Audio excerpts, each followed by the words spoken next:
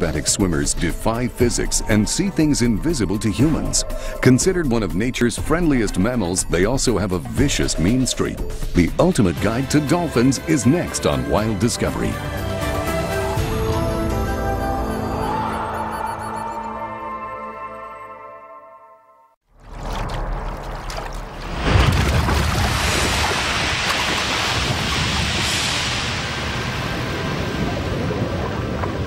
Wouldn't it be nice to be a dolphin? To live in a world so peaceful and carefree? But then, maybe it only looks peaceful and carefree. For all our fascination with these animals, we know very little about them. Because until recently, studying wild dolphins was about as easy as studying an animal that lives on Mars.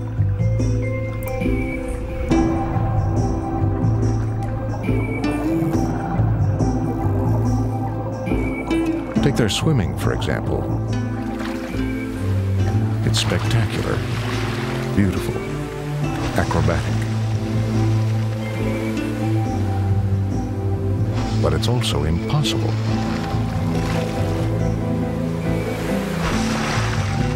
At least, that's what physics seems to say.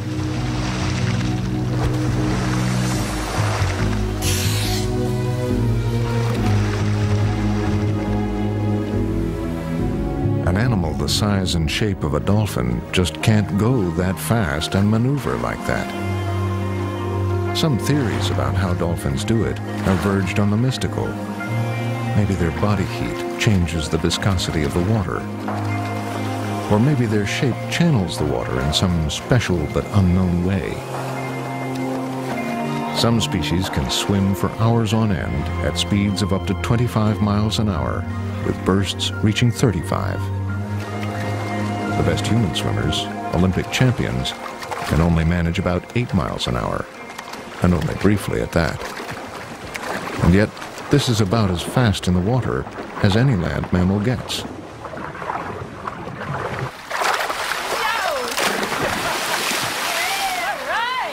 Terry Williams, an animal physiologist at the University of California, Santa Cruz, is trying to find out what makes dolphins so athletic. She and her team are testing the power and stamina of two captive-born bottlenose dolphins. This one is Primo. He'll swim against a load cell, a force-sensitive disc fixed to the wall of the pool. It measures the pressure he exerts. I want you to give me a reading of the load every 2 seconds, all right? Sounds good. The hood over Primo's blowhole will gauge his oxygen input and carbon dioxide output. Primo's trainer, Billy, keeps him swimming at a steady rate while he listens to a readout of Primo's pushing power. 72, 72, 72, 72, 65, 65, 65, 65. The reason we're doing the load cell experiments is just to find out what kind of an athlete bottlenose dolphins are. We know that dolphins can swim maybe 5 times faster than our best human Olympic swimmer, and we don't know how they do it. So what we're trying to find out is basically all the bits and pieces that make up a great swimming athlete. 42, 61, 62, 62. Good job, 88, Primo. 75. Good. 75, 80. What they're measuring is the dolphin's so-called cost of transport. That's how much energy it takes to move an animal of a given weight a given distance. Good boy. The team has discovered that of all the costs of transport ever measured, the lowest is a dolphin's. In other words, as far as anyone knows, it's the world's most effortless swimmer. Terry measures people's efforts too. These are the university's speed swimmers. They're being used as a yardstick to see just how efficient dolphins are. They're not a patch on a dolphin, of course. But when dolphins are compared to other sea animals, sharks, say, they're not that much more efficient, which means that the difference must lie in some special dolphin tricks and shortcuts.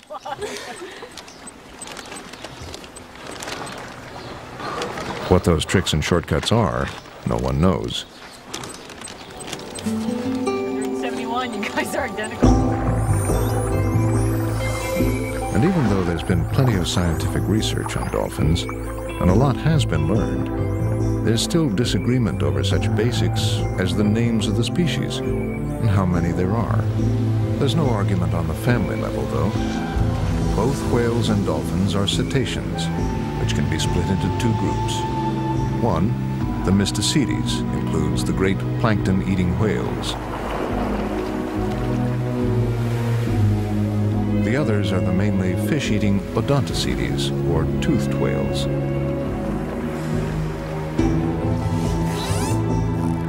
This group includes all 40 species of dolphins, from the acrobatic dusky dolphin to the spectacular spinner, to the beautiful spotted dolphin,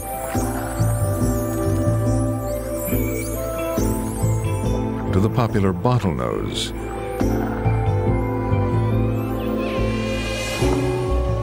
and the powerful orca, or killer whale. Not a whale at all, but by far the largest member of the dolphin family. In fact, there are several dolphins with whale as part of their name. They are also sometimes called blackfish, which is even more misleading, since not all are black, and of course, none are fish.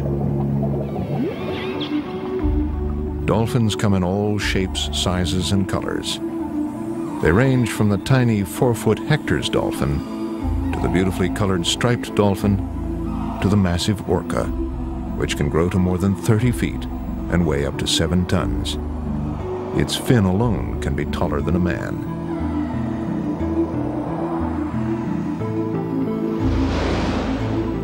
Slightly different in shape are the 6 species of porpoise. They have shorter, chunkier bodies, high foreheads, and less well-defined beaks. And the tips of a porpoise's teeth are completely different from a dolphin's. While a dolphin's teeth are sharp and conical for grabbing fish, a porpoise's are flat and spade-like, but also for grabbing fish. No one knows for sure why the teeth are so different, for strangely, apart from this, the animals are very similar. Dolphins live in all the oceans, from the freezing waters around the poles to the warmth of the tropics. But oceans aren't the only place they're found. Some of the world's greatest rivers, China's Yangtze, Pakistan's Indus, and India's Ganges and Brahmaputra, have freshwater dolphins. So do South America's massive Orinoco and Amazon rivers. The Amazon and its tributaries, the world's largest river system, stretch nearly 4,000 miles and flow through 9 countries. And found throughout most of the system are the largest of the freshwater dolphins, the 7 to 10-foot boto, or Amazon River dolphin.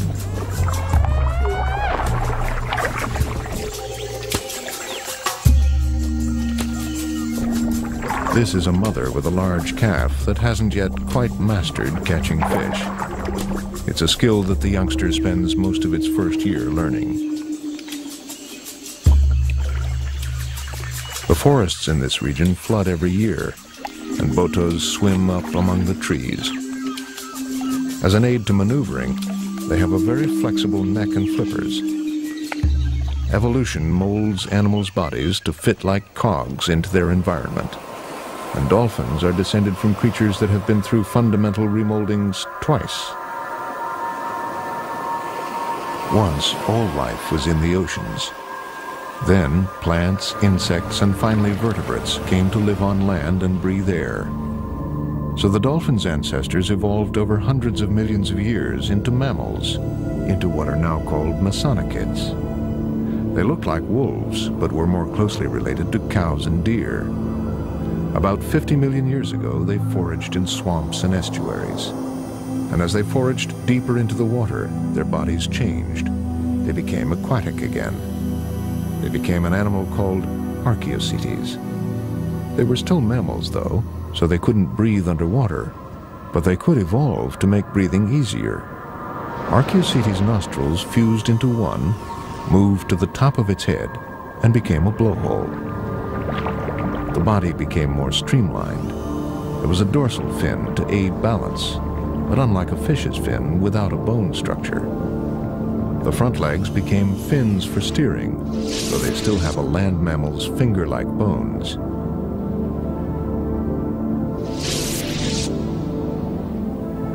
But there was no need for the back legs to turn into anything at all, and so they disappeared, although some dolphins still have some loose leg bones unconnected to the rest of the skeleton. And the rest of the skeleton has made its changes too. The vertebrae are very loosely connected and padded with fibrous discs, which makes the whole backbone almost as sinuous as a whip. The neck vertebrae, though, are fused together, and they're the whip's handle.